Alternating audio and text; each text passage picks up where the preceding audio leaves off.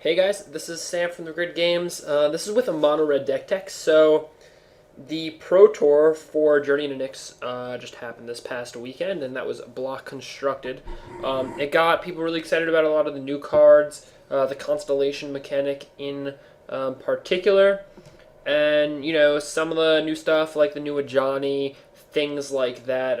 Core Surf Crewfix, a lot of people have been paying a lot of attention to at Sylvan Carry cards like that. So what I did was I built an aggressive deck. Everyone's trying to play these mid-range control strategies because they're very excited. They want to play the new cards, and I built just the fastest aggro deck I could play in the format. Now, the main decks on Magic Online are Red, White, Burn, Mono, Black, and now there's this like Constellation Reanimator deck showing up.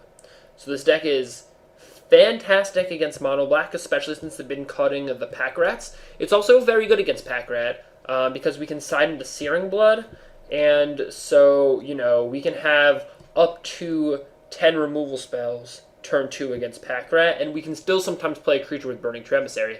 Sometimes 2 or 3 creatures if we get lucky. So very good against Mono Red.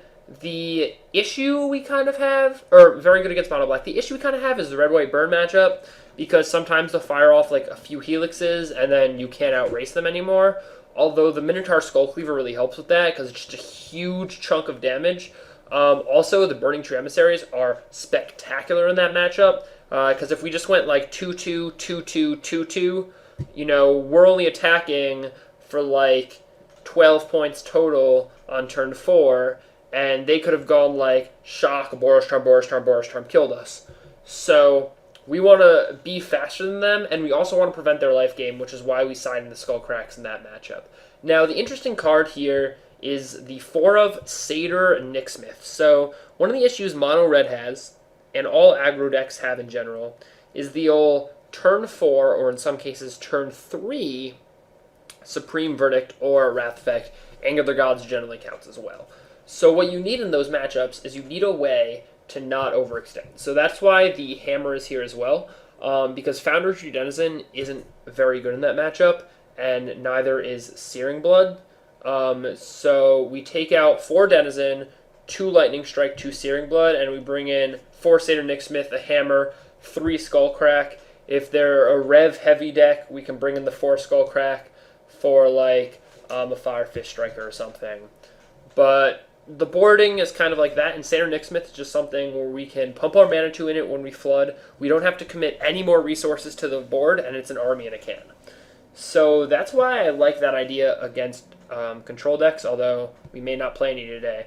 I have no idea. Against like the mid-ranges junk decks, we just need to not flood out. So I originally was playing this deck with 18 mountains, and it was really good. So I went up to 20 lands because I wanted to play the 4 Mutavaults because it's just so good. The issue in this deck is that we really want to have, we have 12 1-drops, and we want to be able to go 1-drop. We want to have the triple 1-drop start when we can, and also Burning Tree Emissary is fantastic, and Searing Blood's fantastic. So that's the deck. It's pretty good. You see I got Minotaur Skullcleaver over here because he's fantastic. Satyr Nyxsmith, like, best art in the deck by far. Much better than this, like, pouring hot, melty nacho cheese thing he got going on in his hand. So I'm just going to start firing up some matches, and I hope you guys stay tuned and enjoy them.